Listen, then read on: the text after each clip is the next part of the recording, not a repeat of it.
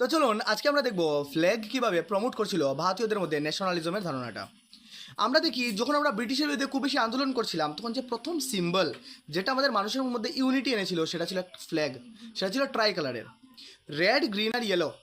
এই কালারের ফ্ল্যাগটা যার মধ্যে 8টা লোটাস ছিল। সেই 8টা লোটাস 8টা ভারতীয় প্রভিন্সেসকে দেখাচ্ছিল। ওই যে ফ্ল্যাগটা খুব বেশি জনপ্রিয়তা পেয়েছিল স্বদেশী মুভমেন্টের সময়। ফ্ল্যাগের মধ্যে একটা মুন ছিল, মানে চাঁদ। সেই চাঁদ দ্বারা হিন্দু এবং মুসলিমের মধ্যে ঐক্যবদ্ধতা বা ইউনিটি দেখানো হচ্ছিল। যাই হোক, 1921 সাল যখন আসে তখন মহাত্মা গান্ধী রেড গ্রিন এবং হোয়াইট কালারের একটা নতুন ফ্ল্যাগ আমাদের সামনে তুলে ধরেন। সেই ফ্ল্যাগের মধ্যে তিনি একটা চরকাকে রাখেন, চরকা, যেটার মাধ্যমে তিনি আমাদের দেশের সেলফ রিলায়েন্স বিষয়টাকে তুলে ধরছিলেন।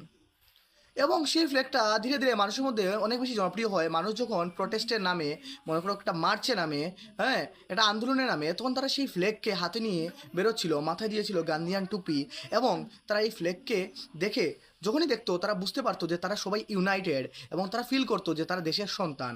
ধীরে ধীরে ধীরে ধীরে এই প্রচলনটা বাড়ে এবং ফ্ল্যাগকে মানুষ সম্মান করা শুরু করে এবং ফ্ল্যাগকে দেখার মাধ্যমে মানুষের মধ্যে একটা ইউনাইটেড ফিল হওয়াটা বেড়ে যায়।